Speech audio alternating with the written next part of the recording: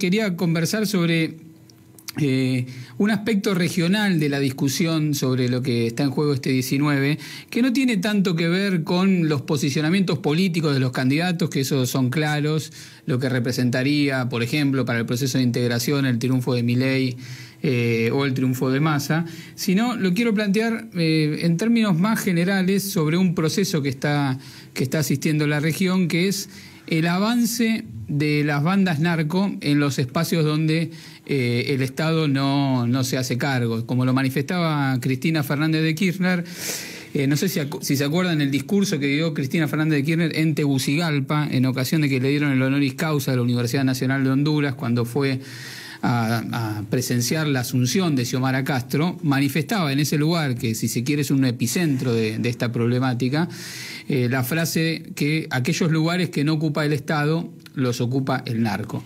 Y esto tiene que ver respecto de esta discusión con los libertarios sobre el rol del Estado. No es igual a la discusión que por ahí podíamos ver en los 90, donde de repente un proceso de privatización o de retiro del Estado lo venían a ocupar solamente empresas transnacionales organizadas. Acá estamos ante un proceso en el cual las grandes fondos internacionales como BlackRock y demás se vienen están interesados por los activos financieros de la Argentina, activos físicos, posibilidades de exportaciones, pero también hay una permeabilidad de una lógica de sociabilidad propia de la dinámica narco que está muy presente y es muy coherente con estos fenómenos de la llamada nueva derecha en América Latina. Lo vimos en Brasil de Bolsonaro con mucha claridad, lo vimos en Ecuador, cuando hicimos la cobertura para la Radio de las Madres y particularmente para Cuánto Cuento sobre las elecciones presidenciales en Ecuador, sobre el impacto que ha tenido desde que Correa abandonó el gobierno hasta ahora, en estos últimos 7 años, el desmantelamiento de las capacidades estatales para regular el accionar de las bandas delictivas, que va de la mano de una reconfiguración de la dinámica del mercado de drogas en América Latina y en el mundo.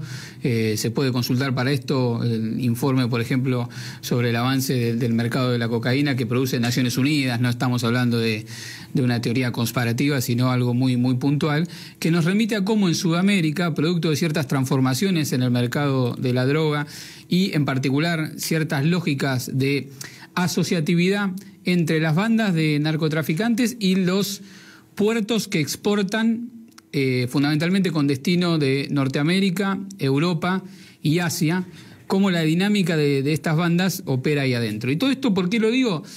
Porque algo de esto está en juego en la discusión sobre el tipo de sociedad y el rol del Estado que le asigna Milei en términos económicos, en términos políticos, pero también en términos concretos. Y ahora vamos a meternos ya de lleno en la cuestión. Te propongo, Eva, que hagamos una especie de seguimiento de capítulos de lo que podría ser una especie de serie de Netflix. A ver. Que une narcos, políticos, fútbol, asesinatos, bueno, todos los componentes, ahora que está de huelga, y vaya toda nuestra solidaridad y apoyo con la compañera Fran Drescher, que está liderando la huelga de los actores y actrices en Estados Unidos, y las plataformas se quedan sin material para poner y reponen series viejas.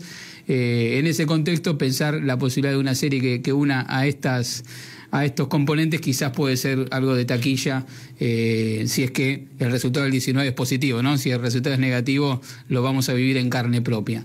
El sábado, en Diálogo Internacional, el programa de Atilio Borón que tenemos acá en la Radio de las Madres, dialogamos con Fabián Cardoso, un periodista de investigación de Uruguay, que nos comentaba el impacto que ha tenido la crisis política en Uruguay, producto de que se le otorgó hace un año un pasaporte a un narcotraficante que estaba en Qatar, creo que era. Se le entregó mediante el consulado uruguayo allá un pasaporte a un narcotraficante.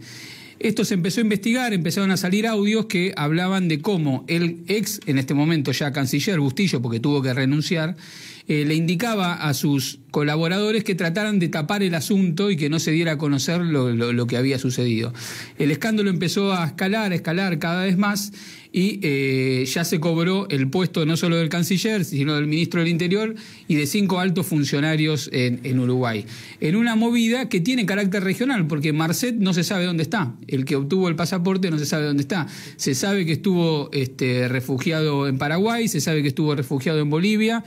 ahora no se sabe bien por dónde puede andar, evidentemente está escondido, y digo que une el fútbol porque entre sus identidades falsas tenía la identidad como jugador de fútbol, digamos, llevaba como un apellido Amorim y llegó a jugar en equipos de Bolivia, por ejemplo, fichado con esta doble personalidad como jugador de fútbol. Entonces ese sería el capítulo 1 de la serie. El capítulo 2 de la serie es que, producto del avance de la presencia de estas bandas que operan en puertos claves de la región, como por ejemplo Paraguay, el puerto de Asunción, que es la llave de la hidrovía, ¿no?, donde se conecta con el puerto de Rosario y otros lugares, producto de la expansión de esta dinámica asociada a lo que sucede en la llamada hidrovía y en particular en Paraguay, comenzó a desarrollarse una investigación que tiene que ver con cómo estas bandas narcotraficantes contaminan los contenedores donde se exportan mercaderías, particularmente en la hidrovía, los contenedores que exportan soja, ¿sí? Esa investigación se empezó a desarrollar por parte de algunos fiscales que empezaron a investigar esta situación, y en particular, en el marco de esa investigación, en mayo de 2022, asesinan a un fiscal paraguayo que se llamaba Marcelo Pecci, que era quien investigaba lo que estaban haciendo estas bandas delictivas de Paraguay. ¿Y a quién acusan como un posible autor material de ese asesinato?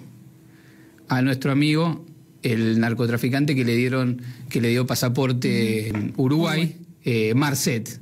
Todo en un proceso de investigación que se está llevando adelante en estos días, en el día de ayer, una declaración ante la Fiscalía en Colombia, donde ahí sería como otra locación de la serie de Netflix. Vamos a Colombia, donde en ese lugar la Fiscalía está llevando adelante una investigación por el asesinato de Pecci, donde se argumenta, se dice que uno de los posibles autores materiales sería Marcet. Todo esto en el marco de un delator estrella, que por supuesto siempre hay un delator estrella en las series. En este caso es una persona de apellido Figueroa que habría señalado, entre otros, a esta persona. Un capítulo más de la serie que se va poniendo buena tiene que ver con quiénes son los autores intelectuales de este asesinato de este fiscal paraguayo que investigaba la dinámica de los narcos paraguayos que contaminan, porque eso sigue sucediendo, los contenedores con soja que vienen desde Paraguay, de Asunción por el Río de la Plata. Bueno, se especula con personalidades importantes de la política paraguaya, ¿sí?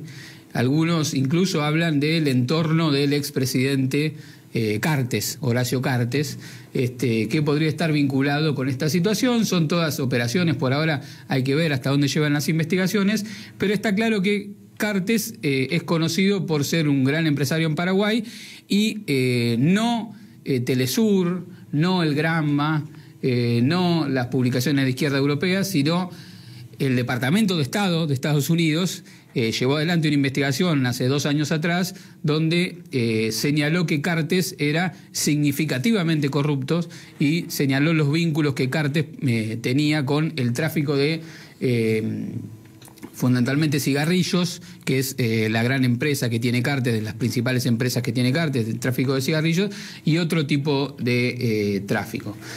Así puesta es la situación, yo les voy a preguntar: ¿cuál es el mejor amigo que tiene Cartes en la Argentina?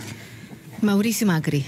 Bueno, todo indica que Mauricio Macri se hizo el tiempo, cuando en la pandemia era difícil poder viajar, para hacerse un viajecito. ¿Se acuerdan? A Asunción, que fue televisado. Él llevaba el famoso... ¿Se acuerdan que llevaba como una carterita, un sobre como de... Un maletín chiquito, un maletín, algo así. Sí, pero con la forma de sobre, claro, de cuero, que todos se preguntaban, bueno, ¿qué hay adentro de ese maletín, digamos, ¿no? Y se preguntaban menos, bueno, ¿qué hace Macri ahí? Pero bueno, viste, es la lógica del fetiche, ¿no? Que llama la atención la cosa, y no la escena de por sí. El vínculo entre Macri y Cartes es de larga data, y entre el vínculo que tiene Macri y Cartes se dedicaban no solamente a los negocios, seguramente también a acordar cuestiones del fútbol, recordemos Macri, su posición en la fundación de la FIFA, sino también a promocionar ideas a través de los vínculos que tienen en las fundaciones de la extrema derecha en América Latina y en la región.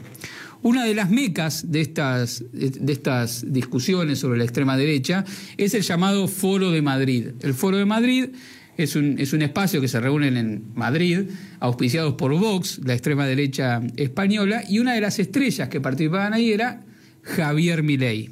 En el marco del auge de Javier Milei, hubo una idea de llevar a Javier Milei a Paraguay en 2022, mientras sucedía toda la película que yo conté anteriormente, vinculado con este entramado de cuestiones. ¿Y quiénes llevan a Milei a Paraguay?